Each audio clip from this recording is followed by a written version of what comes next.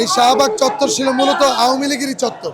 আর আমরা বুঝতে পেরেছি যে শাহবাগ চত্বর যেটা হয়েছিল এটা ছিল ইসলামকে ধ্বংস করার জন্য একটা নীল নকশা। দর্শক, এই মুহূর্তে আমরা রয়েছি শাহবাগ চত্বরে, আর এখানে বাংলাদেশ আওয়ামী লীগকে নিষিদ্ধের দাবিতে কিন্তু সকল দল মত নির্বিশেষে সবাই একসাথে হয়েছেন। আর আমাদের সাথে কিন্তু আমাদের ক্যামেরা ধরা পড়েছেন বাংলাদেশের জনপ্রিয় গীতিকার, সুরকার এবং ইসলামী সঙ্গীত শিল্পী মশিউর রহমান। জি, কেমন আছেন? আলহামদুলিল্লাহ, ভালো আছে। আমরা দেখছি আওয়ামী লীগ আগে নিষিদ্ধ করতে ইসলামী দলগুলোকে, এবং যে শাহবাগ চত্বর আমরা দাঁড়িয়ে রয়েছি এখানে দাড়ি টুপি নিয়ে দাঁড়ানো যেত না। আজকে আমরা যে চতুর্দিকে দেখছি দাড়ি টুপি এবং ইসলামপন্থীরা। এটা তো রব্বুল আলমিনের আমাদের প্রতি দয়া এবং তার কৃপায় দীর্ঘ 17 বছর যে অত্যাচার জুলুম করে সয়েছি আমরা এই দেশে কোনো রকম আমরা ছিলাম ফেরারি। আমরা 17 বছর ঘুরে আমরা কোথায় থাকবো, কি করব, এটা শেখ হাসিনা সেটা আমাদেরকে মানে শান্তিতে থাকতে দেয় নাই। এই 17 বছর যে ফ্যাসিস্ট ছিল, এই ফ্যাসিস্ট ইসলামের দুশ্মন ছিল, দেশের দুশ্মন, ইসলামের দুশ্মন। এই ইসলামের দুশ্মনকে আমরা আজকে ঐক্যবদ্ধভাবে আমরা চাই যে এই জুলুম অত্যাচারী স্বৈরাচার যেন আর এই দেশে ফিরে না আসে। আমরা সবাই ঐক্যবদ্ধ হয়েছি, আমরা এর নিষিদ্ধ করা দেখতে চাই। যারা নিষিদ্ধ করেছে তারা আজকে নিষিদ্ধ হয়েছে আল্লাহর পক্ষ থেকে, এটা আল্লাহর পক্ষ থেকে ফয়সালা হয়েছে, এটা আমি মনে করি।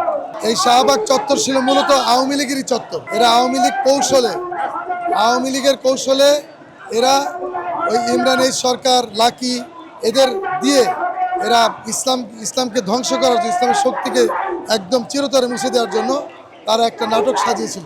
এই নাটকের মধ্যে দিয়ে আমাদের নিরপরাধ মানে দীর্ঘ তৈরি করা আমাদের মানে ইসলামপন্থী যে লিডার যারা বাংলাদেশ তৈরি হয়েছিল এই দেশকে নেতৃত্ব দেওয়ার জন্য, তাদেরকে ফাঁসি দেওয়া হয়েছে। এই ফাঁসির মাধ্যমে তারা তাদের যে ইসলামের যে দুশ্মন এটা তারা প্রমাণ করেছে যে আমরা এই দেশে ইসলাম আসা করে চাই না। এই কারণেই আজকে মুসলমানরা যারা আমরা এখানে এসেছি তারা আমরা বুঝতে পেরেছি যে শাহবাগ চত্বর যেটা হয়েছিল এটা ছিল ইসলামকে ধ্বংস করার জন্য একটা নীল নকশা। এই জন্য আলহামদুলিল্লাহ এই জুলুমের অত্যাচারের আজকে সেই ফয়সালা হিসেবে আজকে আমাদের সবাই এখানে উপস্থিত হয়েছে। আলহামদুলিল্লাহ, যে ফ্যাসিস্ট সরকার বাংলাদেশকে এইভাবে লুটপাট করে একটা ধ্বংসের দ্বার প্রান্তে নিয়ে গেছে, সেই শক্তিকে যদি আমরা কোনো বিচার এবং কোনো কিছু না করে যদি আবারও অবাধে করার সুযোগ করে দিই, এটা হবে এই বিপ্লবের সাথে চরম বিশ্বাসঘাতকতা। কাজে আমরা চাই অনতিবিলম্বে এই শক্তিকে ব্যান্ড করে এই বাংলাদেশের রাজনীতি থেকে তাকে চিরতরে বিদায় করে দেয়, যাতে ভবিষ্যতে আওয়ামী লীগের পথ অনুসরণ করার কেউ সাহস না। আমরা আগে দেখেছি যে বিভিন্ন দলকে নিষিদ্ধ করার জন্য টিকিট নিয়ে ঘুরতো যে সরকার, আজকে সেই দলকে ব্যান করার জন্য এটি হচ্ছে সেই মহাশক্তি, ধর আল্লাহ তাআলার কুদরত, যাতে আমরা এত তাড়াতাড়ি দেখতে পাবো এটা ভাবিনি কোনোদিন।